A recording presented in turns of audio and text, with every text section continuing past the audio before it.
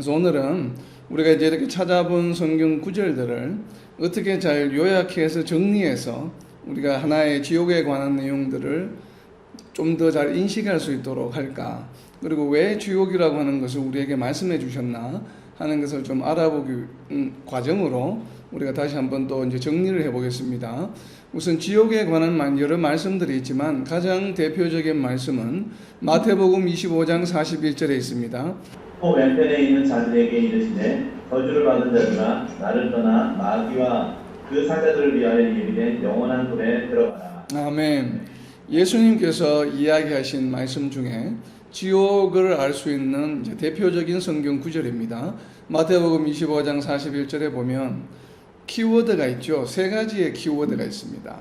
그래서 지옥이라고 하는 것을 우리가 설명하고 정의할 때 어떻게 표현을 할까라고 하는 것을 좀 정리해 보면 세 가지 키워드입니다. 표시를 좀 해놓으세요. 마태복음 25장 41절에 첫 번째 키워드는 바로 무엇인가 하면 저주를 받은 자들입니다.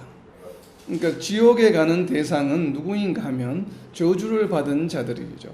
그리고 두 번째 키워드는 나를 떠나라고 표현이 되어 있는데 여기서 나는 누구이겠습니까? 예수님이죠. 그래서 지옥이라고 하는 것은 어떤 곳인가 하면 예수님을 떠나게 되는 것.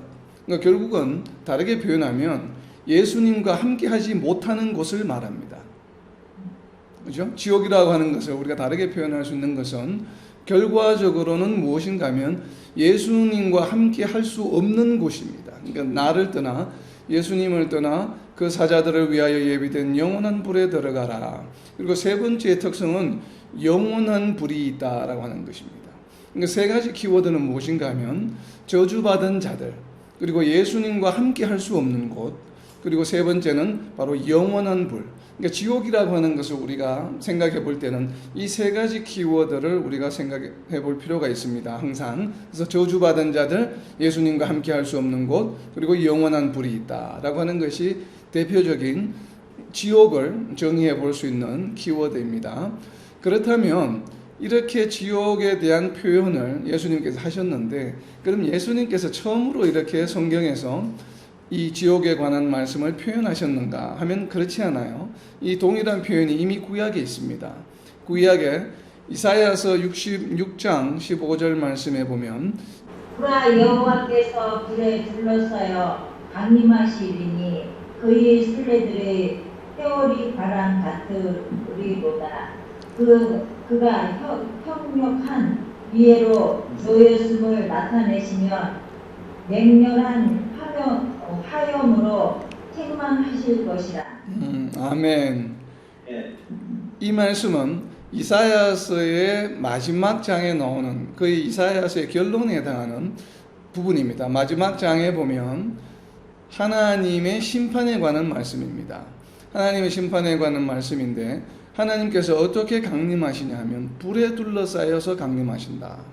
그렇게 표현하고 있고, 불에 둘러싸여 강림하시는 이유는 무엇인가 하면 두 가지입니다. 두 가지 이유인데 첫 번째는 하나님의 노여움을 나타내시기 위한 것이고, 두 번째는 맹렬한 화염으로 책망하시기 위함입니다. 하나님의 진노를 나타내시고 또 그리고 무엇인가에 대해서 책망하시기 위해서 그 책망하실 목적으로 불에 둘러싸여 강림하신다라고 선포하고 있습니다. 하나님께서 심판하실 때는 심판의 그 동기가 무엇인가 하면 하나님을 노엽게 한 무언가가 있다는 것입니다.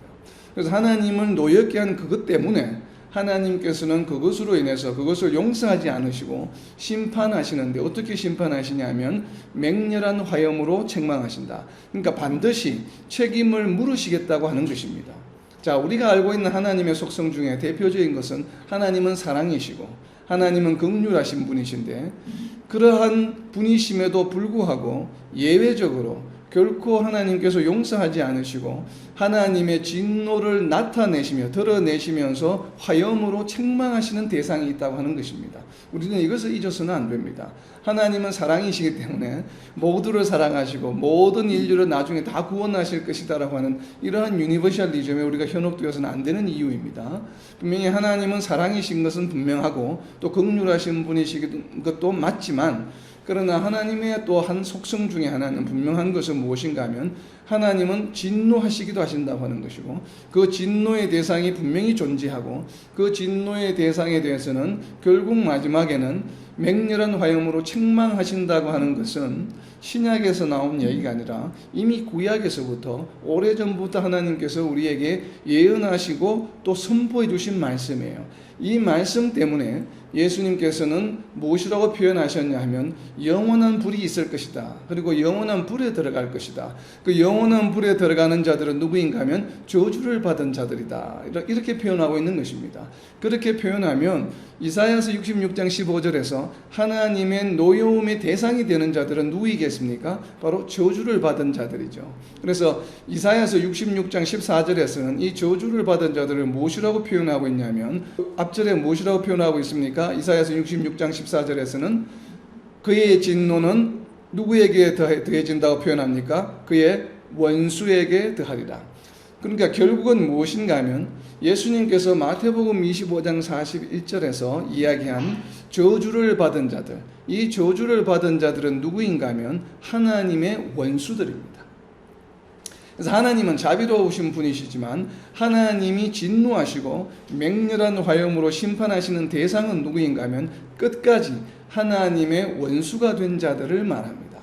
그러니까 결국은 하나님의 원수된 자들에 대해서는 자비와 용서가 존재하지 않습니다. 우리는 이 사실을 정확하게 기억해야 되겠죠. 하나님의 원수된 자들은 하나님의 노여움의 대상이 되며 종국에는 하나님이 내리시는 그 맹렬한 화염으로 책망을 받는 대상이 된다고 하는 것, 바로 이 책망이 이루어지는 곳을 우리는 무엇이라고 부릅니까? 지옥이다라고 부르는 것이에요. 우리는 사실 우리의 지혜나 우리의 어떤 그 상상력이나 이런 것으로는 지옥이 어떤 모습일까라고 하는 것을 정확하게 표현할 방법은 사실 어렵습니다. 저희들 입장에서는. 그렇지만 분명한 것은 무엇인가 하면 우리가 이렇게 논리적으로 아니면 어떻게 이론적으로 진실하게 우리가 진리로 알 수 있는 것은 분명히 하나님의 노여움의 대상이 되는 원수이고, 그리고 하나님의 아주 극렬한 이러한 그 징벌인 바로 영원한 불로 인한 불에 의한 책망을 받게 된다라고 하는 사실은 분명한 것이죠. 지옥이라고 하는 것을 이야기할 때에, 지옥이라고 하는 것을 우리가 정의해 보자면 바로 하나님의 원수된 자들이 영원한 불에 의해서 책망을 받는 곳이다 라고 이렇게 이제 정의해 볼 수 있겠죠. 그렇다면 우리가 이렇게 지옥을 공부해 보는 이유는 지옥이라고 하는 것은 바로 천국과 반대되는 개념이기 때문에 그렇습니다. 그 말씀이 어디에 있냐면 바로 방금 살펴본 이사야서 66장 14절 말씀에 있습니다. 이사야서 66장 14절 말씀에 보면 너희가 이를 보고 마음이 기뻐서 너희 뼈가 연한 풀의 무성함 같으리라. 여호와의 손은 그의 종들에게 나타나겠고 그의 진노는 그의 원수에게 더하리라. 바로 천국과 지옥에 대한 말씀이에요. 두 대상을 대비해 놓고 있습니다. 이사야서 66장 14절에 보면 두 부류의 사람들이 나오죠. 하나님의 종들과 그리고 원수들이 있습니다. 그러니까 하나님의 종들에게는 어떠한 결과가 초래하냐면 여호와의 손이, 하나님의 손이, 이제 구약에서 보통 하나님의 손이라고 하면 하나님의 능력을 의미하고 하나님의 돌보심을 의미할 때가 많습니다. 그래서 여호와의 손은 그의 종들에게, 즉 하나님의 보호하심과, 우리가 요한계시록에 보면 하나님께서 장막을 쳐주시고 슬픔이 다시 없도록 울음이 눈물을 거치게 하고 이렇게 돌보시는 장면이 나오죠. 바로 그와 같은 표현입니다. 바로 이렇게 두 그룹으로 나누어서 거기에 대한 종국의 하나님이 대하시는 그 방법도 두 가지로 나누어지는 것이죠. 하나님의 손과 하나님의 진노, 그리고 하나님의 종들과 하나님의 원수. 이것이 바로 천국과 지옥의 개념입니다. 우리가 천국과 지옥에 관해서 너무나 이렇게 이제 그림을 그리듯이 표현하려고 자꾸 노력을 하는데, 사실 그러한 노력은 어떻게 보면 무의미한 일이에요. 왜냐하면 우리의 지혜나 지식으로는 알 수 없는 것이기 때문에. 중요한 것은 하나님께서는 두 부류로 나누어서 한쪽은 하나님의 돌보심이 있고 한쪽에는 하나님의 심판이 있다고 하는, 바로 이것이 바로 천국과 지옥의 진리입니다. 진리. 이 진리는 변함이 없습니다. 이 진리는 어떠한 경우에도 우리가 익스큐즈할 수 없는 것이죠. 바로 우리가 성경을 묵상하고 여러 가지 연관된 말씀들을 종합할 때 정리하는 방법 중에 하나입니다. 그래서 핵심적인 진리가 무엇일까? 우리가 그것을 어떻게 우리가 알아듣기 쉽게 하기 위해서 좀 비유적으로 표현하는 것들도 있고 어떤 것들은 사실적으로 표현하는 부분들이 있는데 이러한 말씀들을 모아서 우리가 늘 이렇게 엑기스로 결론을 유추할 수 있는 것은 무엇인가 하면 진리예요. 진리시죠. 그래서 이렇게 우리가 지옥을 좀 정리해 볼 수가 있습니다. 그렇다면 이제는 성경의 다른 구절에서 언급하고 있는 지옥이 어떤 곳일까라고 하는 이제는 조금 사실적인 특성에 대해서 좀 살펴보려고 합니다. 정의에 의해서 지옥에 관한 특성을 표현하는 방법 중에 하나가 무엇이냐면 밀라드 에릭슨이라고 하는 신학자는 이렇게 지옥을 표현했습니다. 한 문장으로 지옥에는 하나님이 계시지 않는 곳이다. 즉 다르게 표현하면 하나님의 버림을 받은 곳이다 라고 지옥을 표현합니다. 그러니까 이제 모든 것을 종합해서 한마디로 표현한 것이죠. 하나님이 계시지 않는 곳이 바로 지옥이다.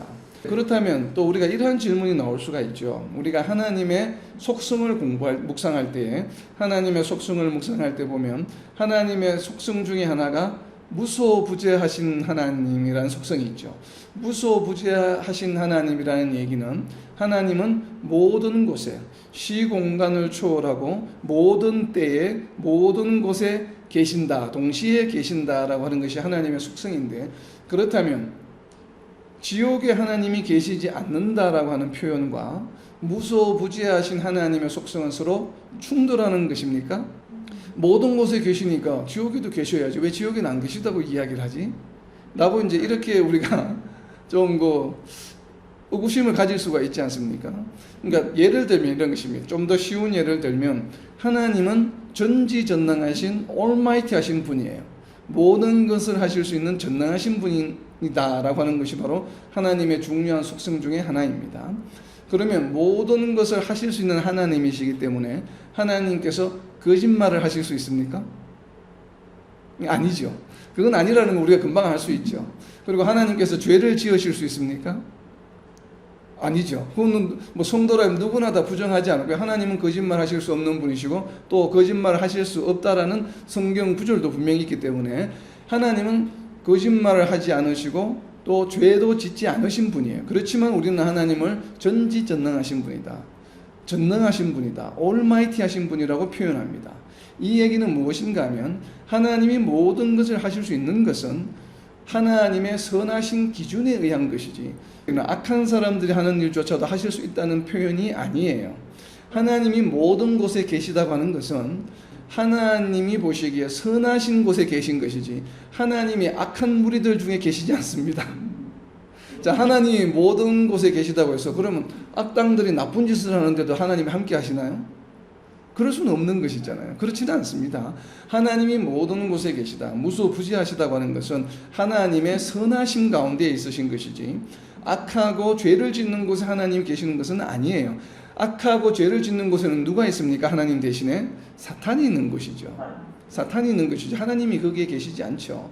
그렇기 때문에 지옥에는 하나님이 계시지 않는다고 저희들은 믿습니다. 그래서 밀리아드 에릭슨 이 신학자가 이야기한 지옥에는 하나님이 계시지 않는다. 버림받은 것이다. 라고 하는 표현에 저는 개인적으로 동의합니다. 그리고 이것을 동의하는 이유는 또 저희가 지난번 시간에 살펴본 것처럼 천국을 정의할 때 천국에 하나님이 계신 것이 아니라 하나님이 계신 곳이 천국이다. 그렇기 때문에 하나님이 계신 곳이 천국이다라고 하는 우리가 천국을 정의하는 이 말씀에 우리가 동의한다라고 한다면 지옥에는 당연히 하나님이 계시지 말아야 되죠. 왜냐하면 지옥에 하나님이 계시다고 하면 하나님이 계신 곳이 천국인데 그렇게 되면 지옥도 천국이 되어버리죠. 그렇다면 우리는 이것을 우리가 나중에 예수님이 재림하시고 나서 마지막 심판 때에 불신자들이 최종적으로 지옥에 떨어지고 또 불신자들이 사망이라고 하는 과정을 거치면서 그 영이 지옥에 머문다라고 우리는 믿습니다.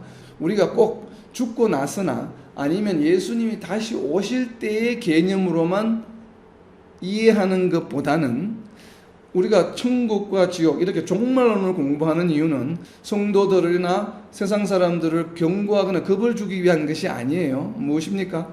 종말론을 묵상하고 공부하고 이해한 다음에 그것을 우리의 삶 가운데 적용하는 것이에요. 지난 시간에 우리가 천국은 이 땅과 단절된 것이 아니라 이 땅에서 우리가 천국의 삶을 누리면서 경험했던 것들이 지극한 수준으로 천국에서 이렇게 계속 이어지는 것이라고 저희가 분명히 이해를 했죠. 왜냐하면 그것을 천국의 삶을 이 땅에서 살아가는 동안에도 적용하기 위한 것이에요. 그래서 우리가 이 땅에서 가능하면 천국의 기쁨을 많이 맛보는 것이 나중에 천국에 갔을 때에도 누리게 되는 그 지극한 그 기쁨의 정도가 성도들마다 우리는 조금 다를 것이라고 지금 추정을 해보는 것이죠. 바로 그런 이유가 성화의 삶을 우리가 중요하게 여겨야 되는 이유라고 저희가 이제 나누었습니다. 그럼 오늘 마찬가지죠. 지옥도 마찬가지예요. 지옥도 우리가 이 땅의 삶과 나중에 우리가 만나게 될 지옥 그러한 상황들이 단절된 것이 아니라 이 땅에서 계속 연결된 것이라고 하는 우리는 그러한 인식을 가질 필요가 있습니다. 그래서 이 땅에서도 지옥은 존재합니다. 이 땅의 지옥이 어디에 존재합니까? 세상. 어느 사람들 자, 이제 그러한 마음의 질문이 생기잖아요. 이러한 영적 호기심이 생기면 우리가 기본으로 돌아가서 천국은 무엇이었고 지옥은 무엇이었지 정의를 살펴보면 됩니다. 천국은 하나님의 돌보심이 있고 하나님과 함께하는 장소와 상태라고 저희가 정의를 했고, 지옥은 어떻게 정의를 했습니까? 방금 우리가 지옥을 정의하는 것 중에 하나가 하나님이 계시지 않는 곳이라고 이야기했죠. 그렇다면 이 땅에서 우리가 지옥을 어디에서 볼 수 있냐 하면 하나님이 계시지 않는 곳이에요. 이것을 다르게 표현하면 하나님과 함께 동행하지 않는 삶을 말합니다. 그렇죠? 결국은 다르게 또다시 표현하면 하나님을 믿지 않는 자들, 예수님을 믿지 않는 자들, 예수님을 구주로 받아들이지 않는 자들의 삶은 그 삶이 백만장자여 물질적으로 풍요하고 부러울 것이 없고 이렇게 살아간다 할지라도 바로 그곳은 어디입니까? 바로 지옥이다라고 하는 것을 우리는 잊어서는 안 됩니다. 그래서 우리는 자꾸 지옥이라고 하는 것을 형벌을 받고 막 육체적으로 고통을 당하고 이런 것으로만 이해해서는 안 됩니다. 그러다 보면 실질적으로 지옥의 삶을 이 땅에서 살고 있는데도 우리가 바라볼 때는 저 삶이 지옥의 삶이구나 라고 우리가 느끼지를 못해요. 그렇지 않습니까? 우리가 백만장자여 재벌이에요. 근데 그분이 구원이 없어요. 예수님을 믿지 않아요. 그럼 그분의 삶을 바라볼 때 우리는 어떻게 느껴야 합니까? 자동차도 10대나 되고 전부 아주 고급 차에 집도 대궐 갖고 저렇게 잘 먹고 늘 여행도 잘하고 굉장히 부유하게 사니까 저 삶이 참 부럽다. 이렇게 생각하면 될까요? 안 될까요? 네. 그런데 의외로 교회 내에 많은 성도들 중에 그런 삶을 부러워하는 분들이 너무나도 많습니다. 우리는 이것을 명심해야 합니다. 왜 우리가 지옥이라고 하는 것을 공부하느냐 하면 그분들의 삶은 어떤 삶이에요? 그분들의 삶은 천국의 삶입니까? 아니면 지옥의 삶입니까? 우리는 이것을 잊어서는 안 됩니다. 그런데도 우리가 우리 자신도 모르게 그러한 삶을 부러워하고 그러한 삶을 또 이렇게 따라가려고 하고 그러한 삶을 살려고 이렇게 추구하는 경향들이 있습니다. 우리 성도들에게도. 그래서 우리는 이것을 정말 우리 자신을 돌아보아야 합니다. 우리가 그러한 것을 부러워하고 또 그러한 삶의 스타일을 따라가려고 쫓아간다고 한다면 우리는 어떤 것이 될까요? 결국은 지옥을 향하여 달려가는 모양새가 되는 것입니다. 우리가 이것을 잊어서는 안 됩니다. 지옥은 어떤 곳입니까? 지옥은 하나님이 존재하지 않는 곳입니다. 하나님이 존재하지 않는 곳은 그곳이 막 이렇게 고문을 당하듯이 막 이렇게 육체적인 괴로움을 당하는 곳이든 정말 육체적으로 너무나 안락하고 평안해 보이고 너무나 부유한 삶이에요. 그러한 삶이든지 어떠한 형태의 삶이든지 상관없이 지옥은 어떤 곳입니까? 한마디로 이야기하면 하나님이 계시지 않는 곳, 하나님이 동행하지 않는 곳은 지옥입니다. 그리고 반대로 그렇다면 어떤 곳이 되었든지 내가 하루에 3끼를 먹지 못하고 한 끼만을 먹고 때로는 육신이 병이 들어서 몸이 아파서 병상에 누워 있을지라도 하나님이 함께 하신다면 그곳은 어떤 곳입니까? 그곳은 바로 천국이에요. 이것이 우리 성도들이 가져야 하는 천국과 지옥의 개념입니다.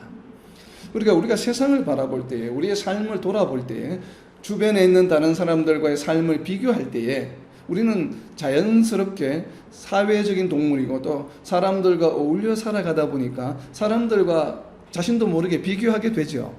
우리의 삶의 환경이 그렇지 않습니까? 특히 같은 비슷한 주거 공간에 있는 아파트 단지 같은 경우에는 당연히 비교하게 되죠. 아이들도 서로 비교하게 되고 입은 옷의 차림이라든지 그리고 또 우리가 보유하고 있는 자동차가 어떤 것인지 또 이런 것들 때문에 자연적으로 우리 자신도 모르게 스스로도 비교하게 되고 또 남을 비교하는 그런 경향들이 없지 않아 있죠.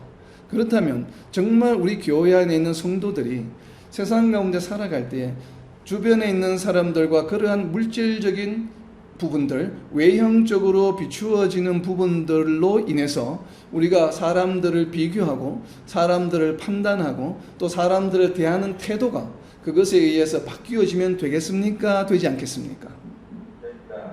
만약에 그것이 바뀌어지고 그러한 태도가 다르고 또 그것을 대접하는 수준이나 기준이 다르다고 한다면 그것은 지옥입니까? 천국입니까? 지옥이죠. 자, 그렇다면 여러분 한번 생각해 보세요. 참 안타까운 이야기지만 이 땅에 있는 수많은 교회들 중에 지옥 같은 것이 얼마나 많이 있는지 상상해 볼 수 있겠죠. 여러분, 우리는 정말 이것을 심각하게 생각해야 합니다. 우리는 지옥이라고 하는 것은 너무 피지컬하게 육체적으로 고통을 받는 것이라고는 개념을 가지고 있기 때문에 지옥이 정말 어떤 것인지, 지옥의 패턴이 어떤 것인지를 너무나 간과하는 경향들이 있습니다. 사람들을 대할 때 외형적으로 비추어지는 그 사람이 가지고 있는 학식이라든지 그 사람이 가지고 있는 경제적인 수준이라든지 이런 것을 가지고 그 사람을 내가 업신여긴다든지 아니면 또 뭐 부자를 내가 더 존중한다든지 이러한 태도를 가진다는 것 자체는 어디에 속하는 태도입니까? 바로 지옥에 속하는 태도라 하는 것을 우리는 잊어서는 안 됩니다. 우리 자신도 모르게 교회 안에서도 그런 일이 벌어지는 경우가 너무나도 허다하게 많습니다. 우리는 정말 이것을 심각하게 생각해야 합니다. 우리가 정말 존중하고 더 이렇게 대접을 잘해야 되는 것은 어떤 태도입니까? 천국에 속한 속성들을 너무나 잘 삶 가운데 드러내시는 분이 있다면 그분이 정말 뭐 직업도 없고 무지개 경제적으로도 별 볼 일 없는 사람처럼 보이지만 그러나 너무나도 하나님의 말씀에 순종을 잘하고 하나님의 말씀을 날마다 묵상하고 열심으로 기도하면서 헌신 봉사하며 살아가는 분이라면 우리는 그분을 더 정말 다른 어떤 세상 사람들보다도 더 존중하고 존경하고 우리가 대접을 더 잘 해야 되겠죠. 바로 그것이 천국에 대한 태도입니다. 우리가 천국에 대한 태도와 지옥에 관한 태도를 어떻게 분별하느냐, 이것을 우리가 명확하게 알아야 되는 이유입니다. 그렇지 않으면 우리 자신도 모르게 지옥에 속하는 태도, 지옥에 속하는 생활 방식을 살아갈 때가 있습니다. 우리 자신도 모르게, 저 자신을 포함해서. 그렇기 때문에 우리는 정말 이 지옥과 천국에 대한 개념을 잘 명심해서 정말 천국의 삶을 살아가는 분들이 어떤 분들이 정말 천국의 삶을 살아가는 분인가, 어떤 분들이 하나님이 함께 동행하시는 분인가, 어떤 분이 하나님이 항상 함께 하시기를 원하시는 분인가, 또 내가 그런 존재인가, 우리가 우리 자신을 늘 돌아보면서 정말 우리가 천국의 소망을 가지고 살아가야 되는 것이죠. 그래서 천국과 지옥을 구별하는 기준 중에 아주 중요한 기준이 무엇인가 하면 하나님의 임재입니다. 하나님이 계시는 곳인가, 하나님이 계시지 않는 곳인가. 우리는 앞으로 지금 이 시간부터는 우리의 삶의 기준이, 세상을 바라보는 시각의 기준이 바뀌어야 합니다. 하나님이 계신 곳인가, 하나님이 계시지 않은 곳인가. 그것이 가장 우선이 되어야 되고, 그 다음 우리가 다른 것을 교양이 있나 없나, 윤리적인가 아닌가를 우리가 조금 더 이제 살펴볼 필요가 있겠죠. 그러나 하나님의 임재의 유무를 우선하는 것은 어떠한 것도 우리의 가치관이나 우리가 세상을 바라보는 시각보다 우선해서는 안 됩니다. 자, 이제 또 두 번째, 찰스 하치라고 하는 신학자는 지옥을 어떻게 표현하고 있냐 하면 하나님의 사랑과 비전, 그리고 하나님의 임재가 박탈된 고통이다 라고 이게 이제 상태적으로 좀 표현하고 있습니다. 에릭슨이라고 하는 신학자는 장소적으로 하나님이 계시지 않는 곳이다 이렇게 표현을 했고, 찰스 허치라는 분은 어떤 상태를 말합니다. 어떤 상태인가 하면 하나님의 사랑과 비전, 그리고 하나님의 임재가 박탈된 고통이다. 그러니까 하나님이 함께하지 않음으로 인해서 겪게 되는 고통을 말하는 것입니다. 바로 이러한 것을 지옥이라고 표현합니다. 참 잘 표현하신 것 같아요. 저 개인적으로 상당히 공감이 갑니다. 그래서 우리의 삶 가운데 비록 우리가 구원받은 성도이지만 때로는 우리가 연약해서 또 시험에 빠져서 우리가 범민하고 또 걱정하고 근심하고 낭망하고 이럴 때가 있지 않습니까? 좌절할 때가. 바로 그러한 것이 고통이에요. 우리가 낭망하고 좌절하는 것은 바로 하나님의 평강과 하나님의 돌보심이 그 순간에 우리와 함께 하지 못하기 때문에 그런 것이죠. 그런데 하나님의 평강과 하나님의 돌보심이 우리와 함께 하지 못하는 것은 하나님의 잘못입니까? 아니면 우리의 잘못입니까? 하나님이 우리를 사랑하시는 것이 언제 동안에는 우리를 사랑하시다가 또 언제는 우리를 사랑하지 않으시다가 이렇게 사랑했다가 안 했다가 온오프식이 아니죠. 하나님은 항상 영원 전부터 영원까지 우리를 쉼 없이 동일한 모습으로 덜도 아니고 덜하지 않고 항상 동일하게 신실하시게 우리를 사랑하시고 우리를 돌보시기를 원하십니다. 그런데 우리가 어때요? 때로는 그 돌보심을 외면하고 얼굴을 돌리고 돌았을 때가 있는 것이에요. 그렇게 얼굴을 돌리고 돌았었을 때는 어떤 상태입니까? 하나님이 함께하지 않은 상태죠. 하나님이 함께하지 않은 상태를 우리는 무엇이라고 정의했습니까? 지옥이라고 이야기했죠. 그래서 지옥의 고통이 있는 것입니다. 하나님을 외면하고 우리가 고개를 돌리고 하나님을 등지고 섰을 때 바로 그때는 어떤 상태입니까? 우리가 지옥의 상태에 있는 것이에요. 그렇기 때문에 우리는 어떠한 경우에도 하나님으로부터 얼굴을 돌린다거나 하나님을 등진다거나 이렇게 해서는 안 되겠죠. 왜냐하면 그것은 바로 지옥이기 때문에 그렇습니다. 그래서 이 땅에서도 지옥은 존재할 수 있다라고 하는 것을 우리는 반드시 명심해야 합니다. 그리고 성도의 삶 가운데서도 우리 자신도 모르게 지옥의 유혹이 항상 우리를 공격하고 있다는 것을 우리는 또한 잊어서는 안 됩니다. 그렇기 때문에 우리는 항상 십자가를 바라보고 하나님을 바라보고 예수님을 바라보고 그 예수님으로부터 우리의 얼굴을 우리의 눈과 귀를 떼서는 안 되는 것이에요. 항상 예수님만을 바라보게 되면 예수님은 함께 하는 것이죠. 그렇기 때문에 지옥이 틈할 수 없습니다. 물론 우리는 구원받은 존재이기 때문에 우리는 지옥의 경험이나 지옥에 가지 않습니다. 구원의 확신이 있기 때문에. 단지 제가 지금 말씀드리는 것은 우리의 삶 가운데 지옥이라는 개념을 어떻게 적용할까를 지금 적용해 보는 것이에요. 우리의 보다 나은 성화의 삶을 위해서. 그래서 우리가 항상 이런 지옥의 삶이 이 땅에서도 존재할 수 있기 때문에 거기에 대해서 우리가 유념하고 항상 경계해야 된다고 하는 것입니다. 그리고 이제는 지옥의 특성을 성경 말씀 구절에서 좀 찾아보겠습니다. 여러분들이 이미 많이 나누셨는데 그냥 짧게 제가 읽고 지나가겠습니다. 예수님께서는 지옥의 특성을 어떻게 표현하셨냐면 대표적인 성경 구절이 마가복음 9장 48절에 있습니다. 마가복음 9장 48절입니다. 거기에서는 구더기도 죽지 않고 불도 꺼지지 아니하느니라. 실질적으로 사실적으로 표현하신 표현입니다. 구더기도 있고 불도 꺼지지 않는다. 그러니까 영원한 불이라는 얘기죠. 예수님께서는 이렇게 지옥을 표현하셨고 또 누가복음 16장 28절에 보면 거지 나사로와 부자의 비유의 말씀 가운데 누가복음 16장 28절입니다. 내 형제 다섯이 있으니 그들에게 정언하게 하여 그들로 이 고통받는 곳에 오지 않게 하소서. 그러니까 고통이 있는 곳이에요. 그러니까 고통이 있는 곳이 지옥이다 이 말이에요. 그러니까 이 땅에서도 고통이 있는 곳은 지옥이에요. 우리가 하나님 함께하면 고통은 없습니다. 우리가 그렇기 때문에 우리가 이렇게 이제 적용을 해보는 것이죠. 그리고 이제 뒤로 넘겨서 계시록 말씀에 보면 계시록 14장입니다. 계시록 14장 10절 말씀에 보면 그도 하나님의 진노의 포도주를 마시리니 그 진노의 잔에 섞인 것이 없이 부은 포도주라 거룩한 천사들 앞과 어린 양 앞에서 불과 유황으로 고난을 받으리니 지옥을 계시록 14장 10절에서는 불과 유황으로 고난을 받는다라고 표현하고 있습니다. 그리고 이어지는 11절 말씀입니다. 그 고난의 연기가 세세토록 올라가리로다. 짐승과 그의 우상에게 경배하고 그 이름표를 받는 자는 누구든지 밤낮 쉼을 얻지 못하리라 하더라. 쉼을 얻지 못하는 것이에요. 밤낮 쉼을 얻지 못하는 것입니다. 마태복음에서 예수님께서는 어떻게 말씀하십니까? 무겁고 짐진 자들아 다 내게로 오라. 그리하면 너희가 쉼을 얻으리라.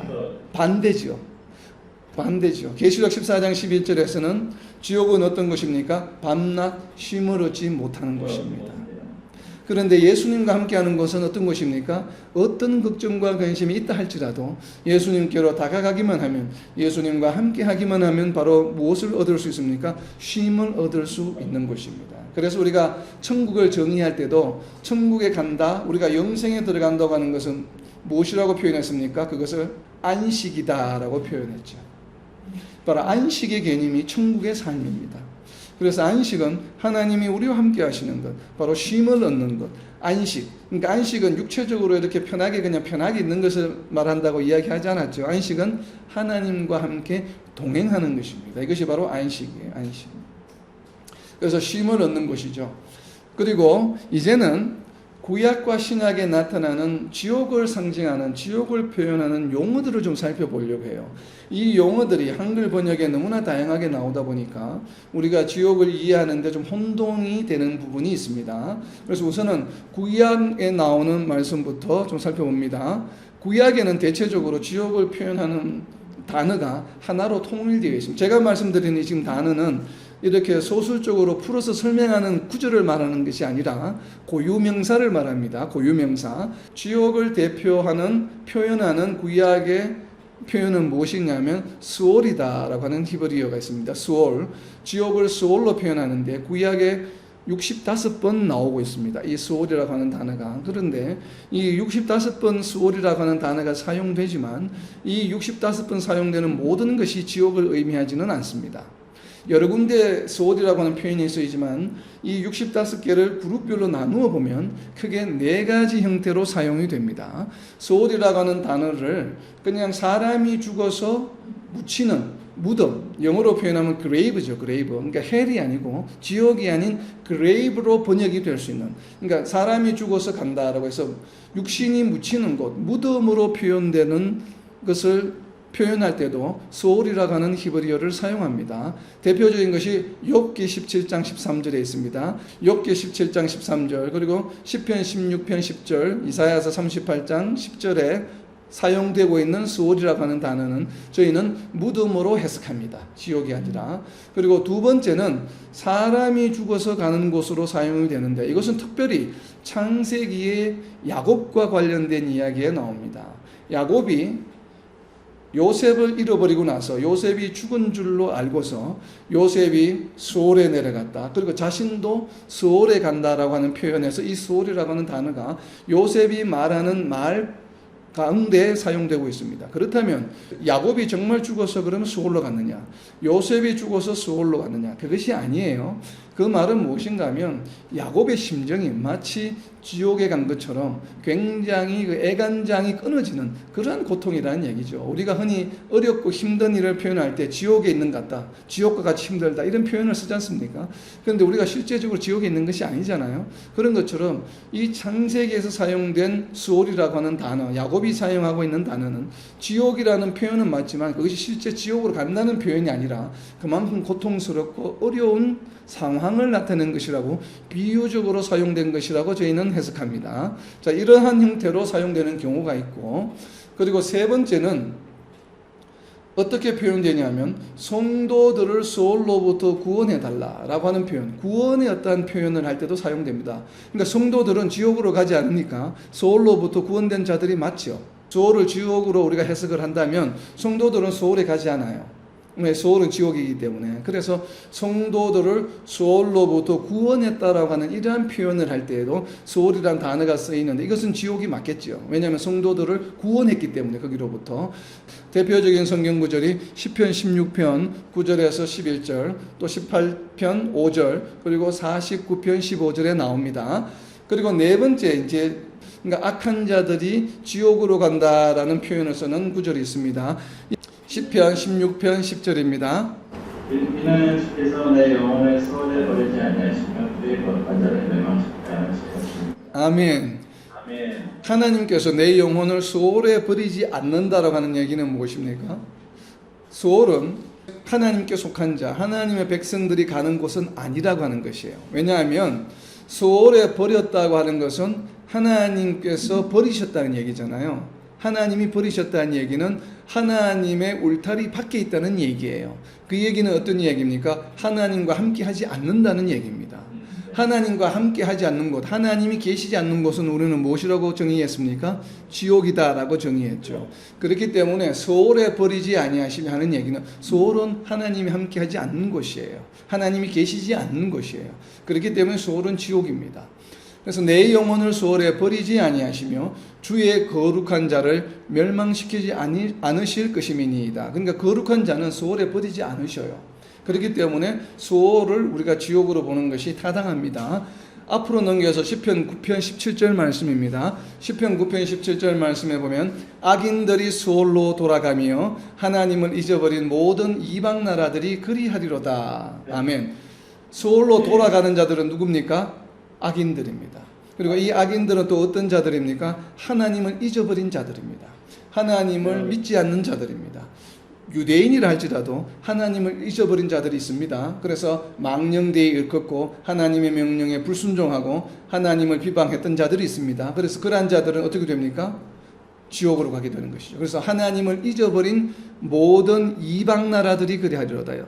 이 당시에 구약에서 이방 나라는 이스라엘이 아닌 하나님의 백성들이 아닌 모든 자들을 말하죠. 오늘날로 표현하면 성도들이 아닌 자들, 즉 이방 나라들은 불신자들을 말하겠죠. 오늘날로 표현하면 예수님 오신 이후에는 모든 불신자들이 그리하리로다. 그래서 모든 불신자들은 어디로 가게 됩니까? 수월로 돌아가게 되어 있습니다. 우리가 이 사실을 반드시 명심해야 합니다. 그래서 수월로 돌아가는 자들을 성경에서는 분명히 선포하고 있습니다. 구약에서도 선포하고 있고 신약에서도 선포하고 있죠. 수월로 돌아가는 자들은 하나님을 잊어버린 자들이다 라고 하는 것이에요. 그래서 구약에서는 명확하게 지옥을 수월로 표현하고 있습니다. 그러니까 수월을 지옥이라고 하는 것이 아니라 지옥을 수월로 표현하고 있는 것입니다. 왜냐하면 수월을 무덤으로도 표현하고 있기 때문에 폴 앤스라고 하는 신학자는 구약에서는 이렇게 수월이라고 하는 것을 무덤으로 죽은 사람들이 육신이 묻히는 곳이라고 대부분 사용하고 있다고 이렇게 해석을 합니다. 저도 그렇게 비슷하게 해석이 되긴 합니다만, 그러나 시편에서는 분명히 악인들이 가는 곳이라고 선포하고 있기 때문에 우리는 수월이 악인들이 가는 곳, 지옥이라고 저희는 생각을 합니다. 그렇다면 이제는 신약입니다. 구약은 이렇게 보면 수월이라고 하는 단어 하나이기 때문에 좀 어렵지가 않은데, 신약에는 지옥으로 생각할 수 있는 지옥을 표현하는 고유명사가 대표적으로 4가지가 나옵니다. 신약 성경에서 지옥을 표현하는 단어 중에 가장 많이 나오는 단어는 12번, 구약에 비하면 많이 나오지 않죠. 12번 나오고 있는 게에나라고 하는 단어입니다. 제가 지금 헬라어로 발음을 그냥 합니다. 게에나, 그리고 영어로는 게헤나, 그리고 한글 성경에는 주로 지옥으로 번역이 되어 있습니다. 이 게에나는 지명 이름입니다. 장소 이름이에요. 지명인데 게헤나는 특별히 우리가 지옥을 표현하는 고유명사가 아니고 거기가 지옥 같은 곳이야. 거기가 지옥 같은 곳이기 때문에 그 지명의 이름을 빌려서 이야기할 때 유대인들은 거기다 게헤나다 그러면 그곳은 지옥과 같은 것이야. 이렇게 이야기하기 때문에 지옥으로 표현된 것입니다. 지금 성경에서 게헤나는 어딘가 하면 바로 예루살렘입니다. 예루살렘 바로 남쪽 골짜기입니다. 예루살렘이 이렇게 언덕에 있지 않습니까? 꼭대기에 그 사방으로 이렇게 골짜기가 있는데 그 남쪽 골짜기가 바로 흰놈 골짜기라고 표현되어 있습니다. 성경에 따라 보면 흰놈 골짜기라는 표현이 나오죠. 흰놈 골짜기가 바로 히브리어로 게히놈이라고 표현하는데, 여기에서는 어떤 일을 행했냐면 바로 우상 숭배를 하던 곳입니다. 우상 숭배를 했는데 어떤 우상을 숭배했냐면 몰렉이라고 하는 우상을 숭배했습니다. 몰렉이라고 하는 우상은 어떤 우상인가 하면 아들을 산채로 바치는 우상입니다. 아들을 불에 태워서 죽이던 곳, 사람이 불속 가운데서 고통을 받는 것이 어디예요? 지옥이지 않습니까? 바로 영원한 불로 형벌을 받는 곳이 지옥인데, 그 지명의 장소의 이름으로부터 게헤나라고 하는 표현이 나온 겁니다. 그래서 지옥이 바로 저거와 같을 것이다. 저렇게 불 가운데 사람이 영원히 형벌 받는 것일 것이다 해서 게헤나라고 하는 표현이 나왔습니다. 그래서 신약에 12번 사용되고 있는, 어떻게 보면 지옥을 가장 명확하게 나타내는 표현입니다. 그리고 두 번째로 많이 사용되는 헬라어는 하데스라고 하는 표현입니다. 하데스라고 하는 헬라어에 영어 성경에서는 헤이드라고 번역이 되어 있고 한글 성경은 음부라고 번역이 되어 있습니다. 대부분이 음부라고 번역되어 있는 것은 하데스를 의미합니다. 이 하데스라고 하는 단어가 음부, 즉 지옥일 것이다, 구약 성경의 수월에 해당한다라고 유추해 볼 수 있는 것은 왜 그런가 하면 BC 3세기에 BC 3세기 2세기 때 번역이 된 70인역에 나옵니다. 신약 성경에 존재하지 않은 시대였죠. 그 BC 3세기 때에 이스라엘 민족들이 유랑 생활을 많이 하던 디아스포라 유대인들이 히브리어를 잊어버렸습니다. 그러다 보니까 히브리어로 되어 있는 구약 경전을 읽을 수가 없게 되었어요. 그래서 이 히브리어 구약 경전을 당시의 언어인 헬라어로 번역을 했습니다. 그 번역한 것이 바로 70인역입니다. 약 70여 명의 사람이 신학자들이 헬라어로 번역을 했는데 이 헬라어로 번역하는 과정에서 히브리어 스올이라고 되어 있는 히브리어를 전부 이 하데스로 번역을 했습니다. 그래서 그 70인역을 보면 헬라어 중에서 스올에 해당하는 헬라어는 하데스구나 라는 것을 알 수가 있어요. 그래서 신약 성경을 기록할 때 하데스라고 번역하는 것들은 구약의 스올을 의미한다고 저희들이 생각을 해봅니다. 그래서 이 하데스라고 하는 단어가 신약에는 10번 나옵니다. 10번에 걸쳐서 나오는데 주로 징벌을 받는 곳, 마태복음 11장 23절과 누가복음 10장 15절, 16장 23절에 징벌을 받는 것을 하데스라고 표현하고 있고, 그리고 죽은 사람들이 가는 곳이다라는 곳에도 하데스가 표현이 되어 있는데 마태복음 16장 18절과 사도행전 2장 27절, 31절, 그리고 계시록 1장 18절과 6장 8절, 20장 13절, 14절 이렇게 계시록에도 있습니다. 그래서 죽은 사람들이 가는 곳, 그리고 때로는 단순히 무덤 혹은 사망을 의미하기도 합니다. 왜냐하면 구약 성경의 스올이 무덤과 사망을 의미하기도 했기 때문에 하데스가 신약 성경에서도 그렇게 사용하는 경우일 수도 있습니다. 얼마든지. 우리가 조금 전에 살펴본 게헤나는 확실하게 지옥입니다. 확실하게. 그러나 하데스의 경우에는 컨텍스트를 보고 이것이 지옥을 의미하는 것인지 무덤을 의미하는 것인지 아니면 단순히 사람이 죽는 사망을 의미하는 것인지 우리가 좀 살펴볼 필요가 있습니다. 자, 그런데 참고로 사도행전 2장 27절만 한번 살펴봅니다. 사도행전 2장 27절에 보면 이는 내 영혼을 엄부에 버리지 아니하시며 주의 거룩한 자로 썩음을 당하지 않게 하실 것이미로다. 엄부에 버리지 아니하시며, 우리는 이것을 이제 영어 성경에는 그레이브로 번역이 되어 있습니다. 영어 성경에는 무덤으로 번역이 되어 있지만 저희들은 여기에서의 엄부는 지옥으로 생각을 합니다. 왜냐하면 내 영혼을 엄부에 버리지 아니하신다는 표현, 이 표현은 신약에 나오는 표현이 아니고 구약 성경 10편, 16편, 10편에 나오는 구절을 그대로 인용한 것입니다. 내 영혼을 엄부에 버리지 아니하시며, 그러니까 성도는 하나님의 백성을 엄부에 버리지 않으셔야 하나님은 그렇게 버리지 않는 것이기 때문에 이 엄부는 지옥으로 해석하는 것이 맞습니다. 무덤보다는.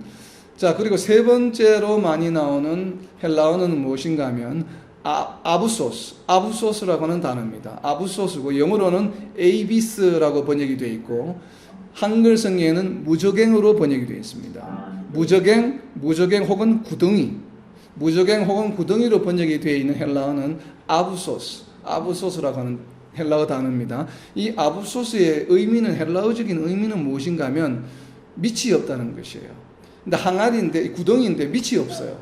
밑이 없는 구덩이를 말합니다. 그러다 보니까 이 굉장히 깊은 구덩이죠. 그러니까 구덩이, 아주 큰 구덩이를 말합니다. 그래서 한글 성경에는 무저갱이다 이렇게 표현하고 있는 거예요. 무저갱, 저라고 하는 것이 밑바닥이 없다는 얘기거든요. 그러니까 무저, 밑바닥이 없는 갱, 우리는 갱이라고 그러잖아요, 굴을. 그러니까 밑바닥이 없는 갱이다. 그래서 한글 성경에 하면 한자적 표현 같아요. 우리 한글 성경에 한자 성경에서 번역이 되다 보니까 그래서 무저갱이다 이렇게 표현한 것 같습니다. 누가복음 8장 31절에 있습니다. 누가복음 8장 31절은 귀신이 예수님에게 이렇게 요청하는 장면입니다. 귀신이 예수님에게 이렇게 요청합니다. 무저갱으로 들어가라 하지 마시기를 간구하더니, 그러니까 예수님이 귀신을 쫓아내려고 할 때 쫓아내시되 무저갱으로는 가두지 마세요 이렇게 지금 요청하는 것이에요. 바로 이와 같이 귀신들이 갇히는 곳의 의미도 가지고 있습니다. 첫 번째는 이 아부소스가. 두 번째 아부소스는 어떤 컨텍스트에서 번역이 되고 있냐면 사탄이 구덩이에서 왕노릇하는 것입니다. 계시록 9장 11절에 보면 사탄이 왕노릇하는 곳이 바로 이 무저갱이다, 아부소스다라고 표현하고 있고, 그리고 세 번째에는 계시록 9장 1절과 4절에 보면 메뚜기들이 나오는 장면이 있습니다. 무언가에서 메뚜기들이 나오는데 환란 중에 그 메뚜기들이 어디에서 나오냐면 바로 이 무저갱에서 나옵니다. 이것이 아부소스입니다. 아부소스로 번역이 되어 있는 것이고, 그리고 네 번째는 계시록 20장 1절 3절에 나오는데 재림시에 예수님이 재림하실 때 일시적으로 사탄을 가두어 두는 것입니다. 그러니까 사탄을 1000년 동안 가두어 두시죠. 그 가두어 두시는 장소가 바로 아부소스, 무저갱입니다. 한글 성경에는 아마 구덩이로 번역이 되어 있을 거예요. 헬라어는 동일합니다. 아부소스. 그러니까 메뚜기들이 나오는 곳이나 귀신들이 갇히는 곳이나 사탄을 나중에 가두어 두는 곳이나 전부가 헬라어로는 동일한 곳입니다. 아부소스. 그래서 우리는 아부소스를 지옥으로 우리는 추정을 합니다. 그리고 네 번째는 신약 성경에 단 한 번만 나오는 곳입니다. 이 구절 한번 찾아보겠습니다. 베드로후서 2장 4절입니다. 하나님이 범죄한 천사들을 용서하지 아니하시고 지옥에 던져 어두운 구덩이에 두어 심판 때까지 지키게 하셨으며, 여기서 한글 성경에 지옥으로 번역되어 있는 헬라어 단어가 앞에 우리가 알아본 이 세 가지 헬라어 단어가 아닙니다. 지옥으로 번역된 헬라어 단어는 무엇인가 하면 타르타로사스라고 하는 단어입니다. 타르타로사스. 해서 이 단어는 한 번밖에 나오지 않습니다. 영어 성경에는 헬로 번역이 되어 있습니다. 지옥을 의미하는 헬로 번역이 되어 있는데, 이 지옥에 대한 설명이 뒤에 나와 있죠. 설명이 어떻게 되어 있습니까? 어두운 구덩이다. 결국 아부소스랑 비슷한 의미죠. 베드로후서 2장 4절에 설명이 되어 있습니다. 그래서 이 지옥이라고 번역되어 있는 단어는 바로 타르타로사스라고 하는 단어다. 이렇게 네 가지 단어가 있습니다. 지옥을 표현하는 단어가 직접적으로 고유명사는. 이 이외에는 지옥을 좀 설명하는 구절이에요. 그래서 대표적인 것이 마태복음 3장 12절에 나오는 꺼지지 않는 불. 마태복음 3장 12절에 보면 꺼지지 않는 불에 태우시리라 하는 구절이 나옵니다. 그리고 마태복음 13장 42절과 50절에는 풀무불이다. 우리 성경을 읽다가 풀무불이다 하면 이것은 지옥을 의미하는구나 라고 생각하시면 됩니다. 그리고 마태복음 25장 41절에는 영원한 불이라고 표현이 되어 있고, 그리고 계시록 21장 8절에는 불과 유황으로 타는 못이다 라고 표현이 되어 있습니다. 그리고 계시록 19장 20절과 20장 10절, 14절, 15절에는 불못으로 표현하고 있습니다. 우리가 잘 알고 있는 것이죠. 둘째 사망이 일어나는 것, 불못. 그리고 좀 특이한 것인데 이 구절을 한번 찾아보겠습니다. 마태복음 8장 12절입니다. 여기서 어디가 지옥일까요? 바깥 어두운데. 네, 그 표시해 놓으세요. 바깥 어두운 데가 지옥을 의미합니다. 바깥 어두운 데로 쫓겨났다는 얘기는 하나님의 울타리로부터 쫓겨났다는 얘기죠. 그러니까 하나님이 계시지 않는 곳, 하나님의 울타리 밖, 바로 그것이 지옥이죠. 그래서 성경에서 우리 여러분이 성경을 묵상하시다가 제가 지금 예를 표현해 드린 겁니다. 마태복음 8장 12절처럼 바깥 어두운 데 쫓겨나 이러면 그냥 단순히 집 안에서 집 바깥으로 쫓겨났다고 생각하시면 안 됩니다. 성경을 묵상하시다가 컨텍스트를 이해할 때 이것은 하나님의 자손들이 하나님의 울타리 바깥으로 쫓겨나는 것을 말하는구나. 그 나라의 자손들, 그러니까 하나님의 나라 백성들이 아닌 다른 나라 백성들은 이렇게 바깥 어두운 데 쫓겨나는구나. 이것을 단순하게 쉽게 생각해서는 안 돼요. 바로 이것은 어디를 말하냐면 지옥으로 간다는 표현이에요. 그건 굉장히 무서운 말씀이죠.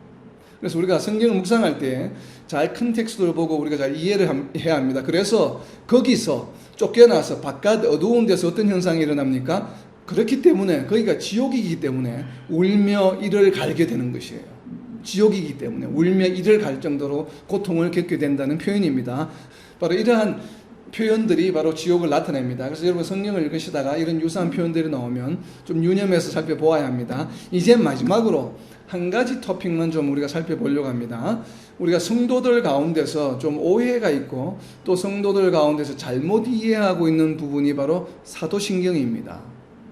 우리가 한글 성경에는 한글로 번역이 되어 있는 사도신경은 장사한 지 사흘 만에 죽은 자 가운데서 다시 살아나시며 이렇게 되어 있는데, 영어 성경에 보면 예수님께서 go to hell이라고 표현합니다.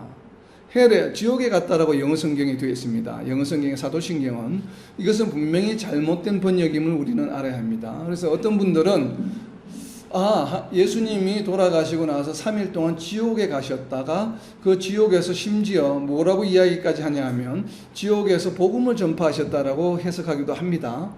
아마도 캐톨릭에서 말하는 연옥이라고 하는 개념 때문에 그런 주장을 하시는 것 같아요. 개인적으로는. 왜냐하면 죽은 자들도 죽은 이후에도 복음을 받아들일 수 있다라고 주장하기 때문에, 그래서 임시적으로 머무는 곳이다라고 생각을 하거든요. 그래서 예수님께서 돌아가시고 나서 가신 곳이 바로 이 연옥이다, 임시적으로 계신 곳이다라는 것으로 아마 이해해서 그런 주장을 하시는 것 같은데, 그러나 우리가 사도신경의 유래를 살펴보아야 합니다. 사도신경의 유래는 언제인가 하면 AD 325년에 선포된 니케아 신조, 니케아 공회에서 우리가 이 잘못된 신앙생활, 이단으로 흐르는 것을 방지하기 위해서 명확하게 디파인한 그 문구가 있습니다. 그래서 그 문구를 선포하고 결정을 하고 선포해서 사람들로 하여금 따르게 했는데, 믿게 했는데, 바로 그것이 니케아 신조입니다. 니케아 신조, 니케아 크리드라고 이야기하는데, 이 니케아 신조가 사도신경의 첫 시작이라고 거의 모든 신학자들이 동의합니다. 물론 오늘날 사도신경하고 100% 동의되지는 않지만 그것이 변경이 되고 정보가 되고 해서 오늘의 우리가 사도신경에 이르게 되었는데, 이 AD 325년에 선포된 니케아 신조에는 하데스, 지금 우리가 오늘 나누어 본 바로 이 사도신경에 있는 표현이 뭔가 하면 하데스입니다. 하데스라고는 헬라어 단어인데, 하데스가 무덤이라고도 해석이 되기도 하고 지옥으로 해석이 되기도 한다고, 그리고 사망으로 해석이 된다고 분명히 표현했지 않습니까? 그렇기 때문에 이 사도신경에 나타나는 하데스를 갖다가 무덤으로 해석을 하지 않고 하데스를 지옥으로 해석했기 때문에 go to hell이라고 하는 표현이 나온 것이에요. 그러나 이 하데스라고 하는 단어가 325년에 선포된 니케아 신조에는 나오지 않습니다. 그러니까 하데스는 단어 자체가 아예 없습니다. 그러니까 사도신경의 시작이라고 볼 수 있는 니케아 신조에는 하데스를 포함하고 있는 문구 자체가, 구절 자체가 아예 없습니다.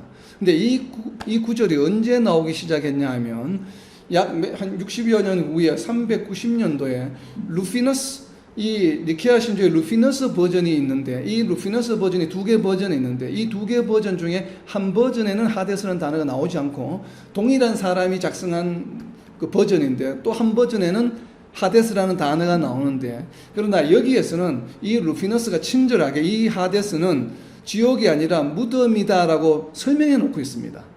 그러니까 설명해 놓고 있기 때문에 지옥은 아닌 것입니다. 이때까지만 해도. 그런데 이 하데스가 지옥으로 번역되기 시작한 것은 언제인가 하면 650년경부터입니다. 사도신경의 시조인 니케아 신조가 나오고 나서 약 325년이 흐른 다음에서야 하데스가 go to hell로, 지옥으로 표현되기 시작했습니다. 그렇다는 얘기는 이후에 무언가 의도가 있었다는 얘기를 우리는 짐작해 볼 수 있겠죠. 바로 그 의도가 바로 그런 연옥설이라든지 다른 그런 요소들 때문에 그렇게 표현하고 있지 않은가.